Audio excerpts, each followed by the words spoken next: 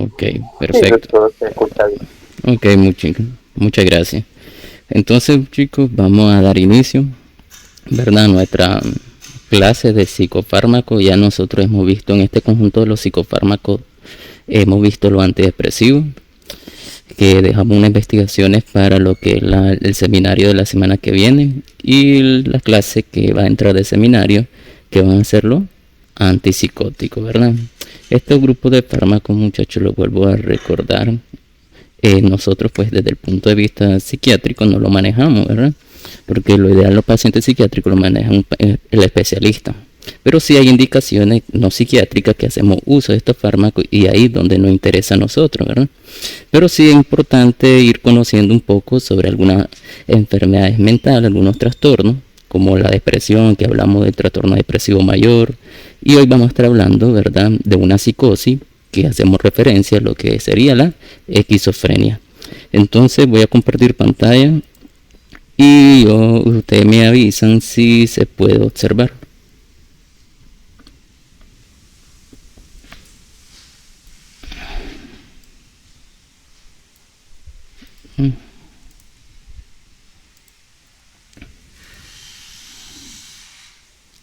Me confirman si se observa, chicos. ¿Se observa, muchachos? Sí, ok. Sí, doctor, sí se observan. Ok, perfecto. Es que no me parecía a mí, me parecían solo a usted, pero ahora sí ya miré que en el cuadrito se puede apreciar. Ya, esperen un momentito, voy a firmar un papel solo. Ok. Entonces aquí, ¿verdad? Arrancamos. Los antipsicóticos, muchachos. Muy bien. Entonces, para ir entrando un poco en detalle, ¿verdad? Hablemos, ¿verdad?, antes de los antipsicóticos. ¿Qué pasaba antes? Los pacientes, ¿verdad?, que tenían esquizofrenia, cuando no existían los antipsicóticos. Estos pacientes, muchachos, eran extremadamente, ¿verdad?, sometidos en algunas medidas muy extremas, valga la redundancia, como por ejemplo, los pacientes vivían con aislamiento social, también eran sedados profundamente y algunos pacientes eran, ¿verdad?, intervenidos por una lobotomía. Entonces, cuando aparecieron los antipsicóticos, vinieron a dar una revolución en lo que sería la psiquiatría. Ahora, muy importante, porque cuando hablamos, ¿verdad?, de esquizofrenia, ya sabemos que estamos haciendo énfasis a la psicosis y nosotros tenemos que entender qué es la esquizofrenia o el término de psicosis. Cuando hablamos nosotros, ¿verdad?, de psicosis, es cuando el paciente no puede detectar lo que es real con lo que no. Y aquí, muchachos, se acompañan muchas cosas, ¿verdad?, que van desde alucinaciones, delirio, agitación, incluso en algunas alteraciones sensoriales. Alteración de la visión, comienzan a ver personas, alteración del olfato, comienzan muchos pacientes a oler a gasolina, a oler quemado, alteraciones auditivas, comienzan a escuchar voces. Entonces entra una gran cantidad, muchachos, de síntomas que hacen que el paciente, ¿verdad?, pierda la realidad. Hablando un poco sobre lo que sería la fisiopatología, muchachos, como les mencioné, en fármaco antidepresivo no se sabe cuál es el papel fisiopatológico que está involucrado en esta enfermedad.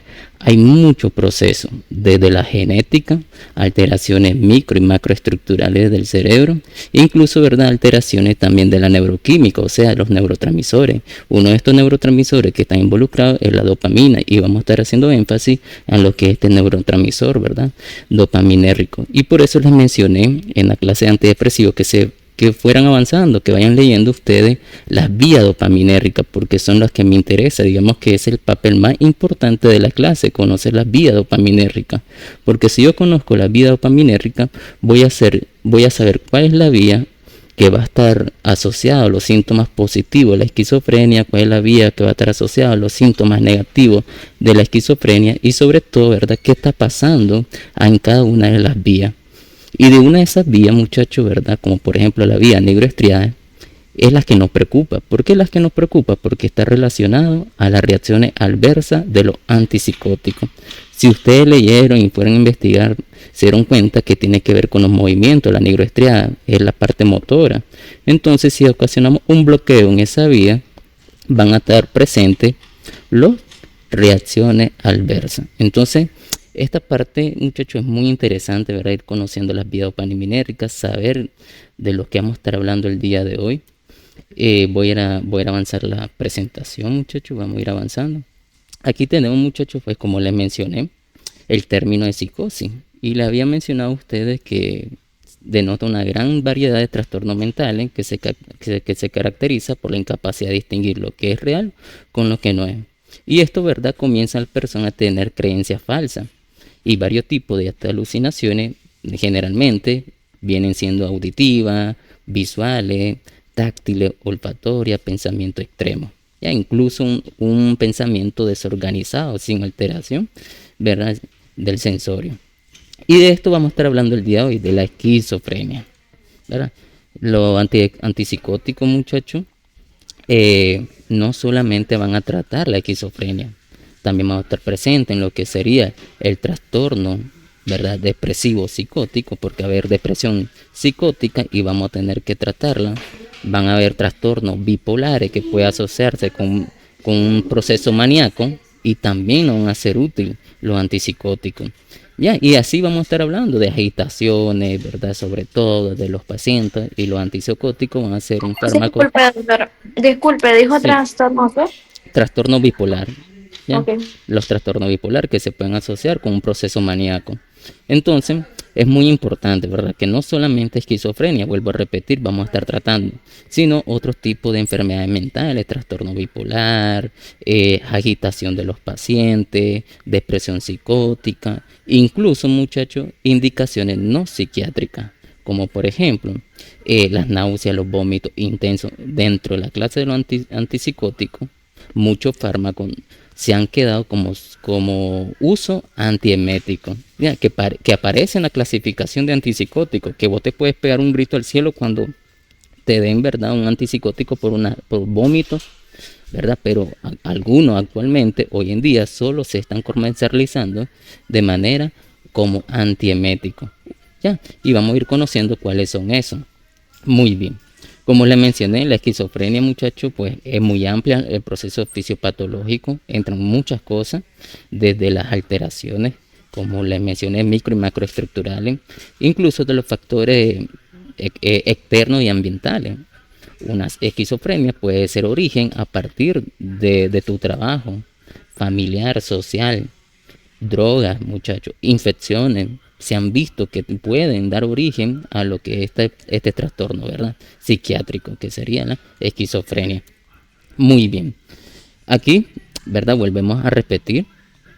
Tenemos una gran variedad de indicaciones que nosotros pues vamos a intentar solucionar con el uso de estas drogas. Como te había mencionado, sobre todo la esquizofrenia, trastorno bipolar, depresión psicótica, aquella psicosis con demencia o aquella psicosis inducida por fármacos, las agitaciones de los pacientes. Muy bien. Ahora, hablando un poco sobre la historia, ¿verdad? El primer antipsicótico que se origina es la clorpromacina. La clorpromacina fue el primer antipsicótico y fue inducido al mercado como un anestésico. Incluso muchos médicos en ese momento, en esa época, le denominaban como la camisa de fuerza química. Y ustedes van a decir, doctor, ¿por qué le decían camisa de fuerza química? Porque cuando tenían un paciente con agitación, alucinación extrema, con una conducta muy agresiva, ¿qué le pasaban cuando no existían los antipsicóticos? Les ponían una camisa de fuerza. Y sobre todo, muchachos, estos pacientes, pues, lo aislaban en un hospital psiquiátrico y, como le mencionaban, algunos eran intervenidos por un proceso de lobotomía. Entonces eran medidas muy extremas. Cuando comenzó la clorpromacina a hacer uso, miraban los médicos que los pacientes disminuían la agitación, los pacientes, ¿verdad?, se tranquilizaban, disminuían aquel delirio, aquellas alucinaciones. Entonces ellos decían, esta droga hace lo mismo de la camisa de fuerza, pero esta es una sustancia química, y así le decían, camisa de fuerza de sustancia química. Pero hoy en día, muchachos, este término no es ético, ¿verdad? Decirle a los antipsicóticos camisa de fuerza química no es ético, y eso no hay que mencionarlo, ¿verdad? Hoy en día no se acepta decirle así, denominarlo así, estos grupos de fármacos como camisa de fuerza química. Pero sí, ¿verdad? Es algo muy importante y muy interesante de cómo ha venido la historia de los antipsicóticos hasta hoy en día. Luego, muchachos, pues la clorpromacina, la reserpina, fueron los primeros antipsicóticos, luego, ¿verdad? Fueron disminuyendo su uso por muchas reacciones adversas que presentaron y aparecen fármacos de gran utilidad que hoy todavía se siguen utilizando, siguen siendo fármacos de primera línea, como por ejemplo el haloperidol. El haloperidol, muchachos, pues está en nuestro formulario nacional de medicamentos, se utiliza y se encuentra en la clasificación de primera generación de los antipsicóticos, también conocidos como los típicos. Y estos fármacos, muchachos, de primera generación y también denominados como fármacos típicos, ayudan a aliviar los síntomas positivos. Ya, entonces eso es muy importante que tengamos en cuenta, que los de primera generación, ¿verdad?, que también se les conoce como típicos, lo vamos a utilizar principalmente para tratar síntomas positivos de la esquizofrenia. Y luego, muchachos, en los años 90 aparece otra generación de gran importancia y que hoy en día es muy llamativa, que se llaman, ¿verdad?, los atípicos. También se les conoce como segunda generación. Y estos son muy interesantes, muchachos, los atípicos. ¿Ya? ¿Por qué son muy interesantes? Porque te ayudan a aliviar los síntomas positivos, pero te voy a poner un asterisco que quiere decir que son mejores los de primera generación. Por eso te pongo un asterisco aquí para que no te me confunda con segunda generación, que sí puede aliviar síntomas positivos, pero lo mejor son los de primera generación. ¿Ellos en qué se encargan? ¿Dónde está su papel principal? En los síntomas negativos. Ahí está su papel principal, aliviar los síntomas negativos. Ya, entonces, muy importante y muy interesante aclarar eso, que en segunda generación te puede aliviar síntomas positivos, pero no tanto como lo de primera generación. Pero sí, donde tiene su fuerza son en los síntomas negativos. ¿Ya? Muy bien. Hasta este punto, muchachos, vamos comprendiendo, vamos agarrando algunas preguntas. No, doctor. Ok, muy bien. Entonces, ¿cuál va a ser nuestro neurotransmisor? Y que vamos a estar hablando el día de hoy, la dopamina. Y entonces aquí ya venimos, si la esquizofrenia está relacionada estrechamente con la dopamina, obviamente esto nos hace ir a conocer sobre los receptores dopaminérgicos, saber cuántos tipos de receptores dopaminérgicos tenemos. Y tenemos 5 tipos de receptores dopaminérgicos, van desde 1 hasta de 5. Pero en farmacología, muchachos, nosotros los dividimos en 2 grandes familias, en D1 y D2. Los de D1 activan la enzima enilciclasa, es decir, que son excitadores. Van de D1 a D5, ¿ya? Y son excitadores. Pero los D2 inhiben la enzima enilciclasa. Estos son inhibidores. Y estos son los que me interesan, los D2, muchachos. Lo que a nosotros nos interesa en farmacología es bloquear receptores D2. ¿Por qué? Porque el problema, ¿verdad?, ya vamos a mencionar que está pasando en las vías dopaminérgicas. Ya lo vamos a mencionar, pero sí quiero que ustedes sepan que hay 5 tipos de receptores dopaminérgicos, pero que en farmacología lo dividimos en 2 grandes grupos, D1 y D2. Los D1 son excitadores y D2 son inhibidores. Lo que nos interesan en la clase son los D2. Ahora, muy bien, tener las vías dopaminérgicas. Tener la vía mesolímbica, la vía mesocortical, la vía nigroestriada y la vía túbero-infundibular. Que estas vías, muchachos, las miramos en fisiología cuando hablamos sobre sinapsis, hablamos de las catecolaminas y luego terminamos hablando de dopamina. Y yo les dije que esta vía dopaminérgica la íbamos a recordar en farmacología porque son muy importantes desde el punto de vista, ¿verdad?, de las enfermedades mentales. Y aquí pueden ver ustedes que cada vía tiene su receptor. La vía mesolímbica, que va desde el mesencéfalo hasta el sistema límbico, tiene receptor T2. La vía nigroestriada, que va desde la sustancia negra hasta los ganglios basales, tiene receptor T2. Y la vía túbero-infundibular, que va, ¿verdad?, desde el hipotálamo hasta la eminencia media, tiene también receptor T2. excepto la vía mesocortical. Si vos miras la vía mesocortical, que va desde el mesencéfalo hasta la corteza prefrontal, tiene de uno. Primeramente hablemos los normal, qué papel están relacionados con cada una de las vías. La vía mesolímbica tiene que ver con las emociones, tiene que ver con la recompensa. Está relacionada con las emociones y con la recompensa. La vía mesocortical está relacionada con la cognición. La vía nigroestriada tiene que ver con los movimientos, o sea, tiene que ver con la parte motora. Y la vía túbero-infundibular, cuando nosotros tenemos presencia de dopamina, ¿qué hace la dopamina en esta vía? Me bloquea la prolactina. Entonces, si vos tenés presencia de dopamina en esta vía, lo que hace la dopamina es bloquear a la prolactina. ¿Ya? Muy bien. Ahora, ¿cuál vía se asocia? Doctor, disculpe, ¿puede volver a repetir las últimas dos funciones de las dos vías? Sí, la vía nigroestriada está relacionada con el movimiento, o sea, con la parte motora. De manera fisiológica, la vía nigroestriada tiene que ver con la parte motora, la parte de los movimientos. Y desde el punto de vista fisiológico, la vía túbero-infundibular está asociada al bloqueo de la prolactina. Cuando vos tenés dopamina en esta vía, cuando la dopamina está presente en esta vía, lo que hace la dopamina es inhibir la prolactina. ¿Ya? Ahí tenemos esas funciones fisiológicas. Ahora bien, hablémonos del proceso fisiopatológico. ¿Qué pasa en esas vías y en qué se relaciona desde el punto de vista fisiopatológico? Muy bien, la vía mesolímbica está relacionado a los síntomas positivos de la esquizofrenia. Cuando hablamos de síntomas positivos de la esquizofrenia, nosotros tenemos que saber que el paciente está ganando algo extra de él, algo que no era de suyo. El paciente comienza a tener alucinaciones, delirio, comienza a tener agitación, y esto se debe porque a este nivel tenemos una hiperperfusión de dopamina. Esa es la causa de los síntomas positivos.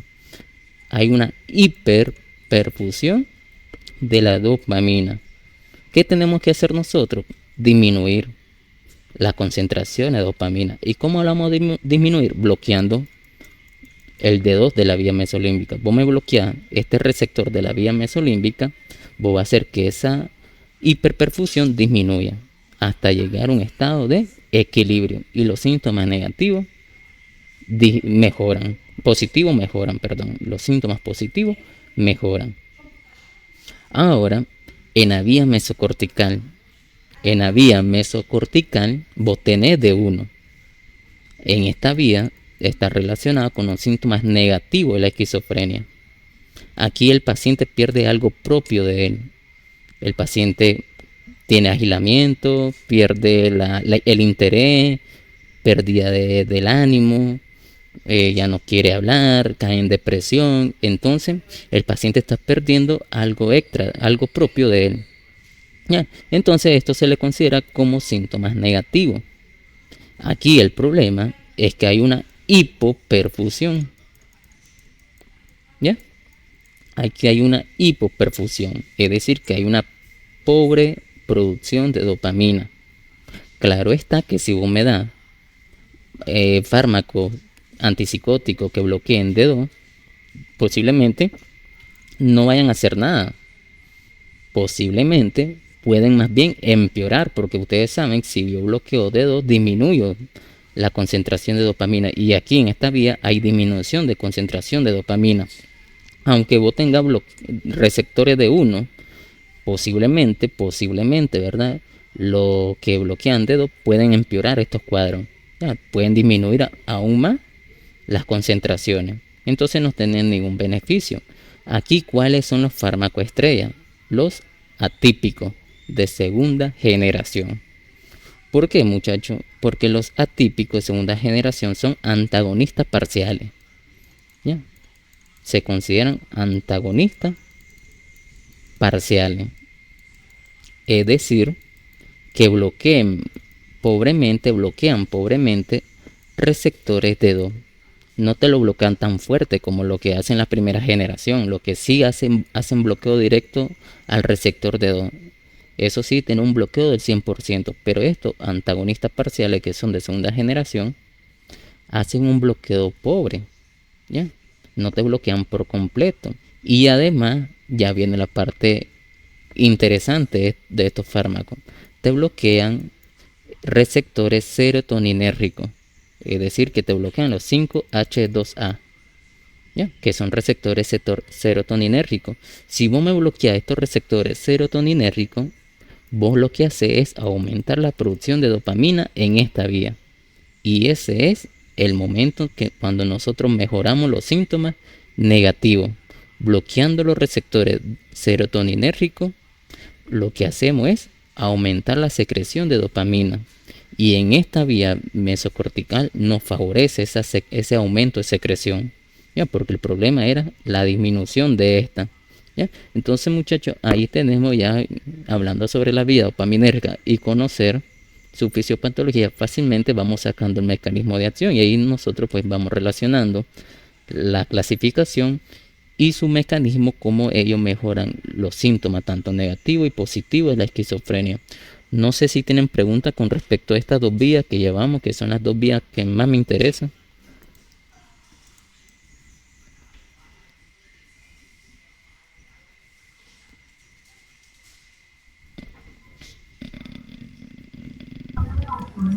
Todo bien. Muy bien, Saraí, te perdiste, Saraí. Mire que mandaste un dedito para abajo. No, creo que no hay pregunta. Ok, bueno, muy bien. Entonces, ahí ya lo tenemos, ¿verdad? Ahora vámonos con la vía nigroestriada. ¿Por qué ahí donde tenemos el problema? Aquí tenemos el problema, chicos, de lo antipsicótico por las reacciones adversas, la vía nigroestriada. Porque cuando nosotros bloqueamos los dedos, ¿verdad? Que también se encuentran en la vía nigroestriada, el paciente comienza a tener efectos extrapiramidales. Efectos extrapiramidales. Es decir, que va a tener algunos movimientos involuntarios motores, ¿ya? Que se puede asociar al Parkinson, que se puede asociar a la acaticia, a la disinesia, que son movimientos involuntarios, ¿verdad? Y que son muy incómodos, que te interfieren en tus actividades, entonces y que algunos pueden ser muy peligrosos. Entonces, en esta parte, muchachos, están relacionados los efectos adversos temibles de los antipsicóticos, ¿verdad? Los efectos extrapiramidales. Ahora, muy bien, vámonos con la vía tuberoinfundibular. Con la vía tuberoinfundibular, nosotros decimos, si tenemos la presencia de dopamina, lo que hacía es bloquear la prolactina, ¿ya? Porque la dopamina se une al dedo y te bloquea la prolactina. Pero imagínate que vos le bloqueas el receptor dedo y la dopamina ya no se une. Lo que hace es favorecer a la liberación de prolactina. Y esa liberación, muchachos, puede llevar a un exceso y eso puede desencadenar algo que se conoce como hiperprolactinemia. ¿Quiénes están mayor en riesgo? Las mujeres, ¿verdad? Las mujeres tienen mayor riesgo porque pueden llegar a desarrollar lo que sería una galactorrea, ¿verdad? En hombres también, aunque, ¿verdad? Tenemos un poquito de riesgo y podemos ir a desarrollar ginecomastia, pérdida de líbido, falta de difusión eréctil. Entonces tenemos un serio problema, pero se asocia más estos efectos a las mujeres que a los hombres, ¿verdad? Las Doctor, mujeres, ¿sí? es que había dicho que en la vía tuberoinfundibular se asociaba al bloqueo de prolactina. Así es. Pero Cuando, ahorita no le entendí mucho a lo que dijo de que por presencia de ok. dopamina se unía a D2. Así es, cuando la dopamina está presente en esta vía, fisiológicamente, hablando de lo normal, ¿verdad? Fisiológicamente, cuando está la presencia de dopamina en esta vía, lo que hace la dopamina es unirse al dedo y la dopamina al unirse al dedo me bloquea la prolactina. Y mírate, entonces digamos que el papel de la dopamina es detener a la prolactina. ¿Y cómo lo detiene? Uniéndose al D2, al receptor D2. Ahora muy bien, si vos venís con un antipsicótico que va a bloquear D2, venís vos, le da un antipsicótico que bloquee fuertemente D2, me lo bloquea el receptor. Viene la dopamina, ya no puede unirse porque ya está bloqueado. Entonces ya no hay bloqueo de prolactina y lo que favorece ahí es la secreción de la misma. ¿Ya? Entonces cuando viene la dopamina, no se me enreden, cuando está presente la dopamina, ella se une al D2 y me lo detiene a la prolactina. Pero cuando damos un antipsicótico, bloqueamos D2, la dopamina no se une y aquí favorece a la secreción de prolactina. Y de ahí viene el efecto que yo mencioné, la hiperprolactinemia, ¿ya? Que es la causa, ¿verdad? Que va a afectar de manera, ¿verdad? Tanto mujer y varón, que puede estar, ¿verdad? Presente en la galactorrea, la menorrea, en hombre, ¿verdad? La ginecomastia, pérdida de líbido. Entonces son algunas reacciones adversas que vamos a mencionar y que la consecuencia de estas son la vía neuroestriada y la vía tuberoinfundibular. Muy bien. Ahora sí, Adriana, ¿comprendiste esta parte o quieres que te la vuelva a No, estructurar? la comprendí, gracias. Ok, muy bien. Ya saben, bueno, entonces ahí lo tenemos, ¿verdad? Lo que son las vías dopaminérgicas. Ok, aquí volvemos a repetir lo mismo. Estamos viendo una imagen, estamos viendo cómo, de a dónde se van las vías dopaminérgicas. Ahí pueden ver ustedes la vía mesocortical, que está relacionada con los síntomas negativos. Ya saben ustedes que aquí lo que hay una hipoperfusión. Que vamos a ocupar los de segunda generación. Son mejores para resolver los síntomas negativos de la esquizofrenia. Mesolímbica tiene que ver con los síntomas positivos. ¿Qué es lo que existe aquí? Una hiperperfusión de dopamina. ¿Cuál vamos a ocupar? Primera generación. Los típicos. ¿Ya? Porque vamos a bloquear fuertemente D2. Vía nigroestriada y vía tuberoinfundibular son lo que están relacionados a los efectos adversos. ¿Por qué? Por el bloqueo fuerte de D2, porque en estas vías hay receptores D2. ¿Ya? Muy bien. Ya hablamos sobre esto. Ahora tenemos la clasificación de los antipsicóticos. Como pueden ver ahí, el primero que saca la cara de este grupo es el haloperidol. Ahí te pongo 3 asteriscos porque para que nunca se te olvide este antipsicótico que lo ocupamos, ¿verdad? En nuestro país está en el formulario y lo ocupan los psiquiatras de manera con mucha frecuencia, ¿ya? Porque aparte que de su administración, de su forma de administración, tiene la vía parenteral. Es un fármaco que se puede utilizar de manera parenteral. Y eso te puede servir porque hay pacientes que están muy agitados, que posiblemente estén, ¿verdad?, van a un procedimiento quirúrgico o que están en cuidado intensivo. Y obviamente darle un tratamiento oral no es lo adecuado en ese momento. Y el haloperidol, por su uso parenteral, saca, ¿verdad?, una gran ventaja en comparación de otro. ¿Ya? Es una gran ventaja que tiene el haloperidol, que más adelante lo vamos a mencionar.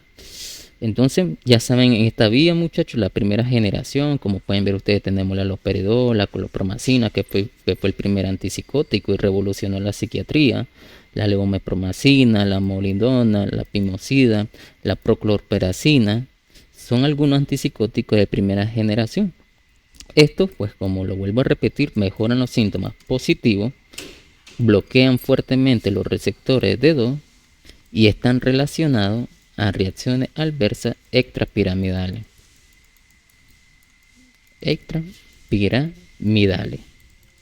Entonces es común, muchachos, es casi muy frecuente ver personas que desarrollan movimientos motores involuntarios porque ya se relaciona con la vía nigroestriada y ahí aparecen los efectos extrapiramidales.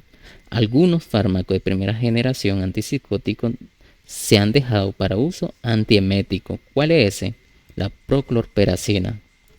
La proclorperacina, muchachos, pues hoy en día se ocupa solamente como indicación antiemética. Paciente con vómito intenso, con náusea, ahí tenemos la proclorperacina. Tenés este GIF que te puse aquí, para que mires vos. Este GIF, chicos, son tics motor involuntario.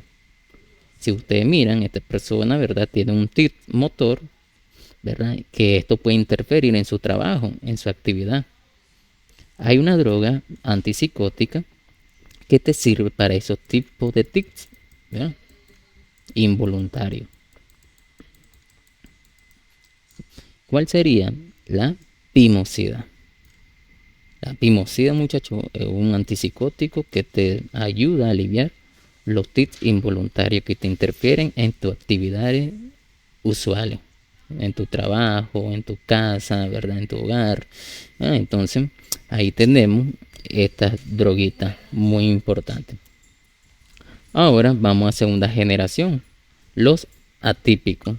Los de segunda generación o los atípicos, muchachos, son un grupo que vamos a utilizarlo nosotros en pacientes con síntomas negativos.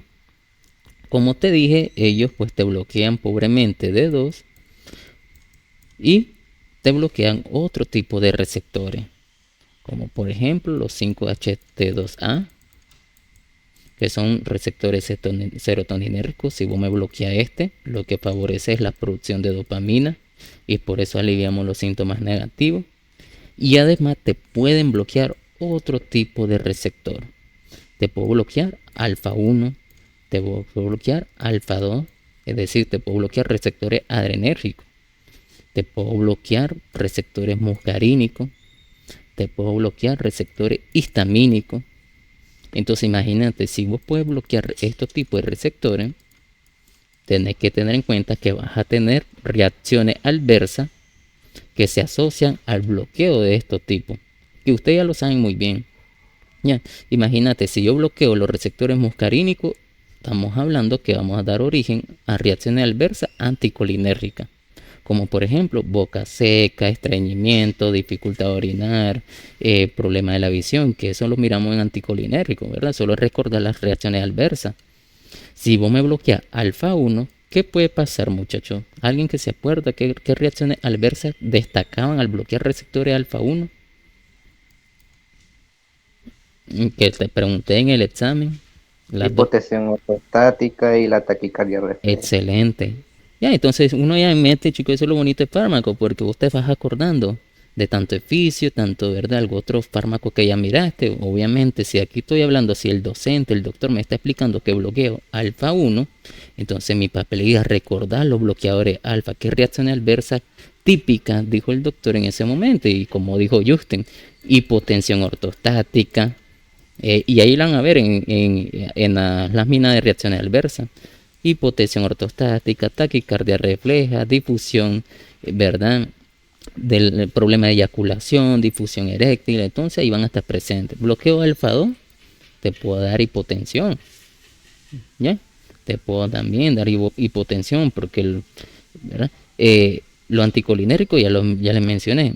Y lo histamínico, ¿qué hace la difenhidramina? La difenhidramina bloquea receptores histamínicos.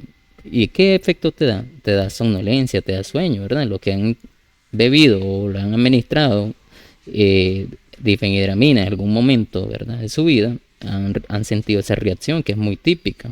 Uno tiene sueño, la somnolencia. Entonces estos fármacos, al bloquear receptores histamínicos, te puede dar somnolencia. Y ahí vos me puedes decir: doctor, ¿puedo ocupar estos fármacos para insomnio? Sí, lo puedes ocupar. ¿Ya? Pueden ocuparlo, que no son de primera línea, pero que dentro de sus indicaciones no psiquiátricas te puede ayudar a mejorar alteraciones del sueño, como por ejemplo el insomnio, por este efecto que va a ocasionar el bloqueo histamínico. Ya, y lo puedes sacar por deducción. ¿Ya? Bloqueo receptor histamínico ocasiona somnolencia. Pues me puede ayudar a una alteración del sueño, insomnio. ya, como lo hacen los antidepresivos, ¿verdad? Que también tenían su papel de sedación, de somnolencia. Muy bien. Entonces ahí los tenemos, ¿verdad? En esta parte. Ahí puedes ver que algunos fármacos de segunda generación, tener la risperidona. Este fármaco que te puse en rojo es el que se asocia mucho más a la hiperprolactinemia. Ahí te lo pongo. Por si te pregunto en el seminario, ¿verdad? La risperidona se asocia aún más a lo que es la hiperprolactinemia. La olanzapina, muchachos. La olanzapina tiene que ver con alguna reacción adversa metabólica. Con olanzapina vos puede aumentar peso, puede ocasionar dislipidemia, incluso puede llegar a desarrollar diabetes porque la olanzapina da hiperglicemia. Imagínate que yo te ponga un caso clínico y te diga en el examen que te un paciente con esquizofrenia, pero el paciente comienza a desarrollar con esquizofrenia, ¿verdad? Pero que previo al uso, ¿verdad? Pero déjame formular el caso clínico. Sí, te puedo poner así, un paciente es tratado con antipsicótico para esquizofrenia y que un largo tiempo de haber estado utilizando comienza a desarrollar hiperglicemia. Y te puedo poner cuál fármaco sería el que este paciente, el que está ocasionando estas alteraciones. Ahí sería la olanzapina, ¿verdad? Porque son los que se asocian y ahí puede venir y uno pensando, la olanzapina, me acuerdo que el doctor dijo que se asocia a hiperglicemia. Este paciente que está tratado con esquizofrenia comenzó a desarrollar. El causante del paciente posiblemente que sea esta droga que está utilizando, la olanzapina. Muy bien. Y ahí tenemos la quetiapina, el aripiprazol, la clozapina. Muy importante la clozapina. Muy importante. ¿Por qué? Porque la clozapina se utiliza para tratar esquizofrenia refractaria. ¿Qué quiere decir esquizofrenia refractaria? Aquella esquizofrenia resistente, que ya diste aloperidol, que ya diste, ¿verdad? Olanzapina, risperidona, no, nadie, ni un antipsicótico mejora los síntomas. ¿Cuál va a ser tu último antipsicótico que vas a utilizar? La clozapina. Aquella esquizofrenia que no resuelve con nada, clozapina se utiliza, ¿ya? Porque la clozapina es el antipsicótico para la esquizofrenia refractaria. Pero ojo, tener reacciones adversas muy importantes. La clozapina ocasiona agranulocitosis.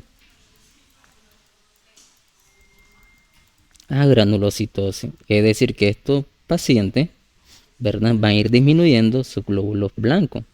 Ustedes saben que los granulocitos tienen el papel de protección. Entonces, ¿qué te toca vos ir viendo? Tenés que hacer controles hemáticos. Ya tenés que ir viendo, valorando cómo van los niveles de los granulocitos. Si ya los niveles bajaron debajo de los límites normal, ya eso, ¿verdad? Ya estamos dentro de una granulocitosis y es momento de suspender el tratamiento. ¿Ya? Entonces eso es lo que ustedes tienen que hacer. Con la clozapina tenemos que tener controles hemáticos, ir viendo cómo va el paciente, si va disminuyendo o ya disminuyó más de lo normal, lo tengo que suspender este paciente porque puedo empeorar. Ustedes saben, muchachos, que los psicofármacos no se retiran abruptamente. Yo ya les expliqué eso. Ningún psicofármaco se quita abruptamente. Siempre se tiene que ir disminuyendo la dosis hasta desaparecer. ¿Ya? Entonces van a haber momentos que por ley lo tenés que suspender abruptamente, como las que te hablé.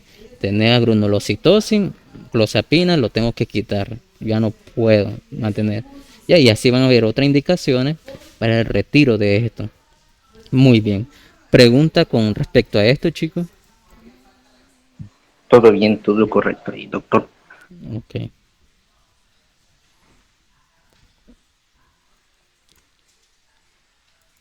Ok. Entonces aquí, ¿verdad? Ya hablamos sobre esto. Vamos a pasarlo. Ahorita vamos a repetir algunas cosas que ya mencionamos en algunas imágenes, en la explicación de de la clasificación. Entonces vamos a ir pasando algunas imágenes de manera rápida, como por ejemplo esto. Ya mencionamos cada una de las vías, ya sabemos que lo de primera generación, que son los típicos, bloquean los dedos y nos ayudan a mejorar los síntomas positivos. Y los de segunda generación, ¿verdad? Son antagonistas parciales. Ahí nos están dando un ejemplo de un antipsicótico de una segunda generación, que es el aripiprazol.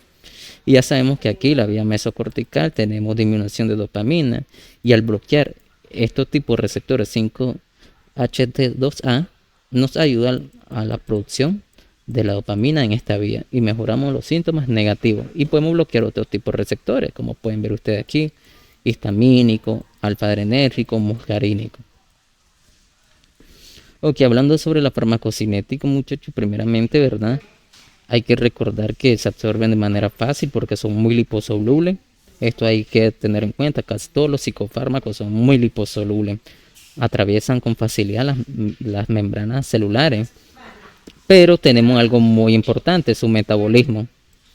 Hay antipsicóticos que tienen metabolismo muy extenso y eso hace que la disponibilidad baje, como por ejemplo la clopromacina, la tiroxina. Pasan mucho tiempo metabolizándose en el citocromo P450 a nivel hepático y eso hace que la disponibilidad sea muy baja, de 25 al 35%. Pero hay otros que el metabolismo es muy escaso, como por ejemplo el haloperidol. El haloperidol, muchachos, pues no pasa mucho tiempo a nivel metabólico, ¿verdad? Y eso hace que tenga una disponibilidad mucho mayor, del 65%, en comparación de la clopromacina y la tiroxina. Como te mencioné, son muy liposolubles, se unen a proteínas plasmáticas un 90 y 99%, y eso hace que, muchachos, que algunas ocasiones cuando se utiliza de manera crónica, el uso crónico de estas drogas hace que la eliminación de estos fármacos sean muy tardíos. Como por ejemplo, miren, la última dosis de la clopromacina en un paciente se han visto que pueden pasar semanas eliminando el fármaco. Posiblemente hoy te lo tomaste, ¿verdad? Un ejemplo, te los tomaste hoy viernes, fue tu última dosis, pero ya lleva, ¿verdad?, meses estar tomándotelo y hoy fue tu última dosis. Vos puedes pasar hasta mes y medio eliminando todavía el fármaco, ¿ya? Entonces, ¿por qué? Por su fuerza unión a proteínas plasmáticas. Okay. ¿Ya? Y miren aquí algo muy interesante: las inyecciones también, ¿ya? Se han visto que hay inyecciones, como por ejemplo el haloperidol, que te pueden bloquear hasta mantener bloqueado de 3 a 6 meses, ya, un bloqueo muy prolongado. Y ya sabemos por eso, pero cuando miramos farmacocinética, dijimos que la vía parenteral se asocia más a las reacciones adversas, porque los bloqueos son también muy prolongados. Bueno, ya te mencioné sobre la clozapina. Te dije que no se puede retirar, solo hay emergencias médicas que no hacen que retiremos abruptamente, como por ejemplo la miocarditis y la granulocitosis.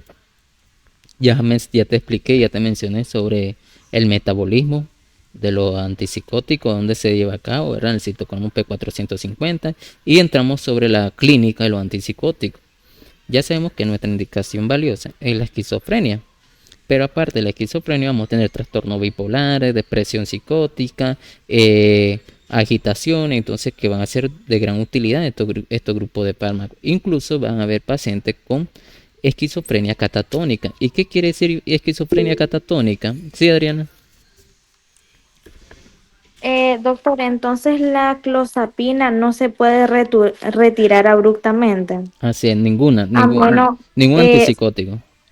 pero ¿y si desarrolla, por ejemplo, granulocitosis? Ahí No sí, se puede, sí se puede. ahí sí, por eso ahí, Igual que la olanzapina, ah, ¿o no? así, la olanzapina, bueno, con la olanzapina tiene una ventaja. Primeramente, ¿verdad?, tenés que ver muchos factores de riesgo el paciente, ¿verdad?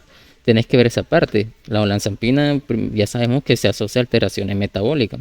Obviamente, si tiene un paciente obeso, si tiene un paciente pues que tiene diabetes, ya sabes que no, ya un fármaco que no lo va a dar. Pero imagínate que tenga un paciente que no tenía esas comorbilidades, pero comienza ya a aumentar de peso, ya comienza a tener hiperglicemia, Entonces son consideraciones que ahí te va a tocar.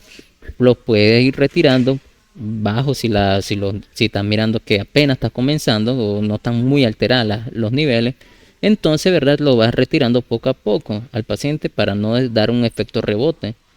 Pero claro, si tenés ya un caso, ¿verdad? Que el paciente ya está a punto de una cetoacidosis diabética que comienza, ya son emergencias médicas, que ahí sí lo tenés que retirar de golpe. Ya, entonces, como pasa aquí, ya la miocarditis y la granulocitosis ya son emergencias médicas. Ahí sí no podemos, entonces se quitan bruscamente, ya, en esa parte. Ahora, ¿verdad? Hablando sobre las esquizofrenias catatónicas, van a ver pacientes con esquizofrenia catatónica y el fármaco de elección aquí son las benzodiazepinas, muchachos. ¿Por qué? Porque estos pacientes, muchachos, pues se vuelven rígidos, ¿verdad? Estos pacientes pues no hablan, ¿verdad? No, no te hablan, tienen esta forma, miren, como pueden ver, muchachos, ahí tenemos distintas imágenes de depresión catatónica. Ya, entonces no vamos a utilizar solamente el antidepresivo. Se han visto que las soluciones de estos tipos, ¿verdad? De esquizofrenia catatónica, se han visto, ¿verdad? Que son los fármacos benzodiazepina los que mejoran los síntomas. ¿Ya? Muy bien. Ahora miren aquí, este término muy interesante, trastorno esquizoafectivo. ¿Qué quiere decir trastorno esquizoafectivo? Es que hay relación de dos trastornos en uno. Es decir, que puedes tener vos psicosis y puedes tener vos alguna alteración de ánimo. Puedes tener alguna depresión, puedes tener un proceso, ¿verdad? De maníaco, puedes tener un proceso ansioso, esquizofrénico. Y eso se combina, muchachos, ¿verdad? Es decir, que hay dos trastornos en uno. Que desde el punto de vista, muchachos, psiquiátrico, es muy difícil separar. Es muy difícil separar. Por eso te puse aquí. Forma parte de un lapso continuo. ¿Ya? Entonces, muchachos, desde verdad en psiquiatría es muy difícil separar estos tipos de términos. De decirte, sí, tener depresión psicótica o tener esquizofrenia con trastorno bipolar, entonces voy a separar y tú vas a tratar por separado, es muy difícil, ¿ya? Entonces siempre esto se menciona como un lapsus continuo, ¿ya? Que por ley tienes que seguir esa línea, ¿ya? Que puede ser que al inicio, en un extremo, puedes poner así, ¿verdad? Que este sos vos, ¿verdad? Esta línea sos vos, y esta línea es el trastorno esquizoafectivo que vos vas a pasar. Que en este extremo estamos con esquizofrenia y en medio de esta línea continua tenés depresión, ¿ya? Es decir, que en un extremo tenés esquizofrenia, pero dentro de esa línea continua vos estás con depresión y que en el otro extremo vos poneste ahí un proceso maníaco, ¿ya? Entonces, como pueden ver, hay trastornos que así son desde el punto de vista psiquiátrico, vuelvo a repetir, es muy difícil separarlo. Y muchos psiquiatras lo dicen que es una línea continua. Y ahí te doy un ejemplo de tres extremos. Un extremo, ¿verdad? Está con esquizofrenia, pero dentro, en medio de esa línea, vos tenés depresión y que en el otro extremo vos tenés maníaco. Tres cosas en una, ya que no se pueden separar. Y entonces, pues ahí vienen también algunas ayudas de coadyuvantes de otros fármacos. Como te había mencionado, ahí van a estar presentes los estabilizadores de ánimo. Que el paciente tiene depresión, en esta línea continua, el paciente de depresión, yo sé que voy a utilizar antidepresivo. El paciente tiene maníaco, obviamente está con alteración de estado de ánimo, pues voy a tener que ocupar litio y ácido valproico, que son dos fármacos muy importantes, estabilizadores de ánimo, que ustedes me van a explicar y me van a hablar un poco sobre este tipo de fármaco. No sé si me di comprender ahí, muchachos, sobre esta parte de la línea continua.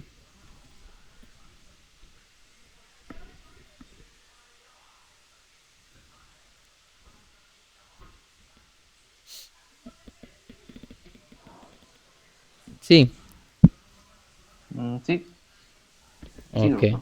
ok,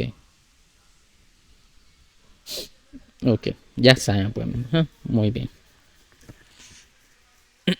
Ya saben que entonces el trastorno esquizoafectivo es una mezcla entre psicosis y alteraciones de estado de ánimo. ¿Ya?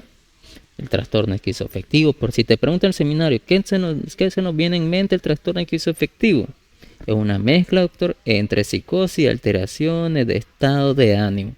Es decir, doctor, que combina características de esquizofrenia, puede tener depresión o bipolaridad, que ahí podemos mencionar, ¿verdad? Que el paciente tiene esquizofrenia, depresión y bipolaridad. Que se pueden separar, no se pueden separar, ¿verdad?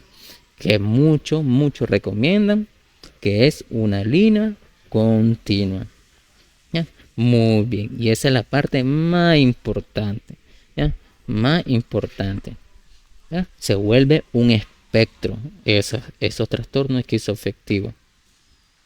Y aquí pues seguimos mencionando esa parte, ¿verdad? Fase maníaca con trastorno afectivo bipolar, pues ya sabemos que van a tener que tratar con estabilizador de estado de ánimo, algunas, ¿verdad? Incluso algunas benzodiazepinas puedes hacer uso en estos tipos de pacientes.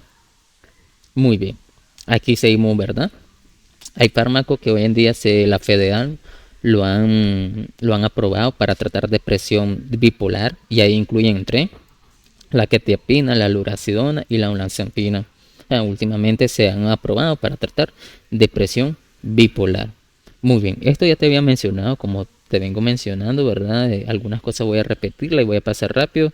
Como te dije, que hay antipsicóticos que se utilizan de manera parenteral y que es muy importante porque vamos a tener pacientes pues muy agitados que pueden estar en UCI o pacientes postquirúrgicos después de la cirugía que fueron sometidos, comienzan y se despiertan muy agitados. Entonces ahí son fármacos que esa vía de administración me va a servir. El síndrome de Tourette o los antipsicóticos también nos sirve para tratar síndrome de Tourette. ¿Quién sería este fármaco? El haloperidol. El haloperidol mucho es un fármaco que se utiliza para tratar síndrome de Tourette. Y tenemos, ¿verdad?, que el paciente, el síndrome de Tourette, es una combinación de tics, ya sea motores o sonoros. ¿Ya? Vos puedes ver estos tipos así, mira, tiene un tic motor y está gritando, puede aullar, puede, como pueden ustedes ver este niño, ¿verdad? Entonces, y pueden ver esta imagen que se está tapando la boca porque no lo hace de manera consciente. Él puede estar tranquilo y puede comenzar a gritar inconscientemente. Ya, entonces el síndrome de Tourette. Indicaciones no psiquiátricas, como te dije, muchos se han dejado como fármaco como fuerte antiemético porque bloquean tanto quimiorreceptores centrales y gastrointestinales, como por ejemplo la clorproperacina. ¿Ya? Muy bien. Ahora, la elección de fármaco. ¿Cómo elegimos el antipsicótico? Primeramente, saber identificar muy bien qué tipo de trastorno, ¿verdad?, psiquiátrico o de qué tipo de psicosis el paciente se encuentra. Y una vez pues buscar los síntomas, también hay que ver si tiene síntomas positivos y síntomas negativos. Y de ahí lo más importante es la disponibilidad y el costo, ¿verdad?, de la droga. Porque muchos antipsicóticos actuales, los principales, no se encuentran todavía en Nicaragua. Y ustedes si dan un actual, pues va a ser imposible que el paciente lo consiga y nunca vamos a aliviar.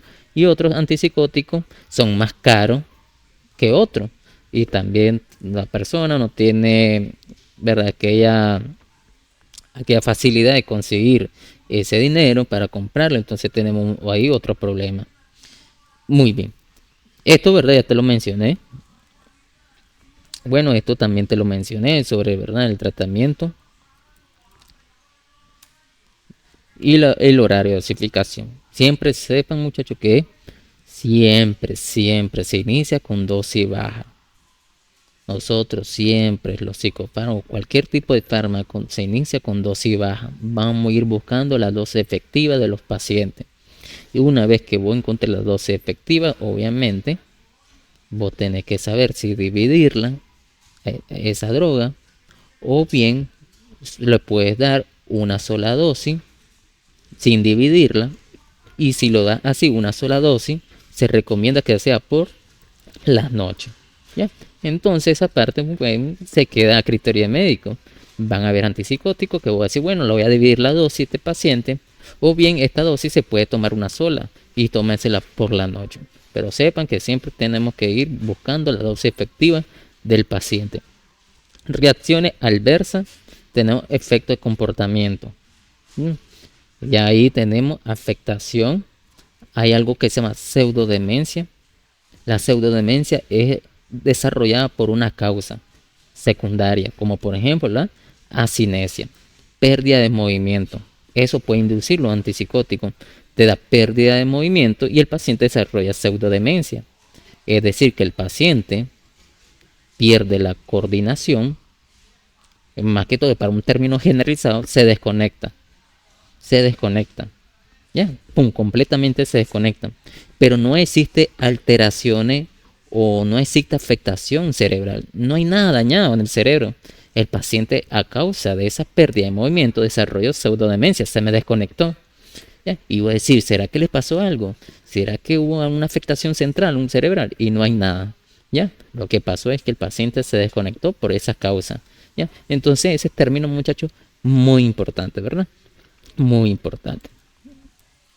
También tenemos los efectos neurológicos, son los extrapiramidales, y aquí es donde tenemos gran importancia, porque tenemos síndrome de Parkinson, ¿verdad? Acaticia, que significa inquietud incontrolable, reacciones distónicas, retrócolis, espástica, tortícolis, ¿verdad? Que son algunas, por ejemplo, que vamos a estar presentes en estos pacientes. Y la más importante, ¿verdad? Que sea por síndrome tardío de movimiento, es la disinesis tardía. Bien, un efecto más importante que nosotros pues no lo queremos que se presente en nuestro paciente, pero más de algún paciente lo va a tener en cuenta, ¿verdad? La disinesia tardía.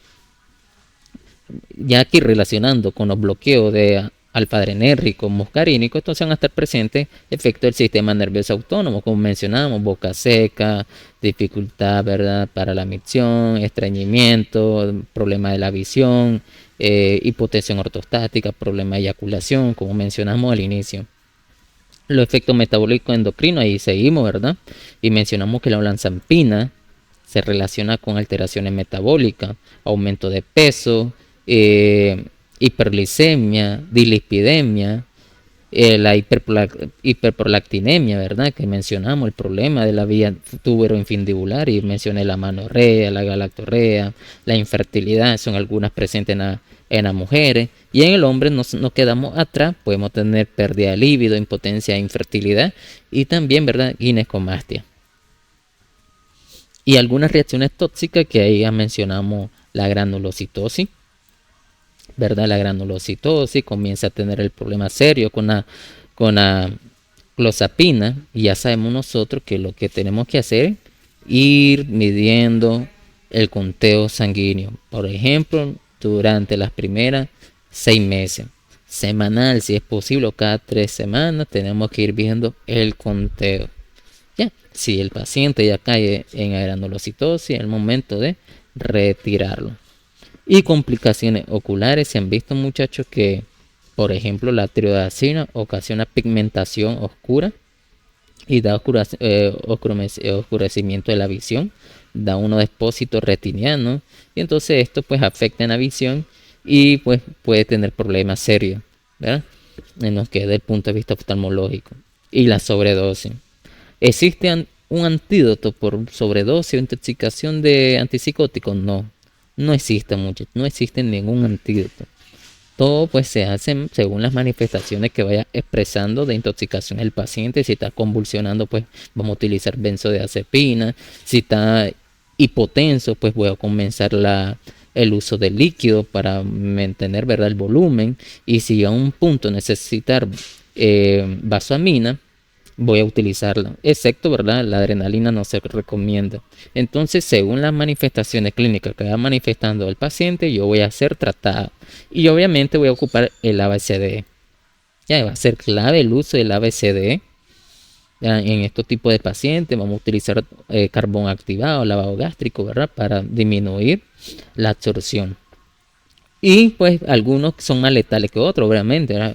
Algunas intoxicaciones de antipsicóticos son más letales, como por ejemplo la mesoridacina, la tiodaxina, se han visto que su intoxicación son mortales, ya son efectos letales. en comparación a los demás. Y esto pues ha sido, muchachos, la clase del día de hoy de antipsicótico. No sé si tienen alguna pregunta o algo que habían investigado previo a la clase que lo pueden compartir, ¿verdad? No sé si tienen algo, duda, algo que quieran que yo vuelva a repetir.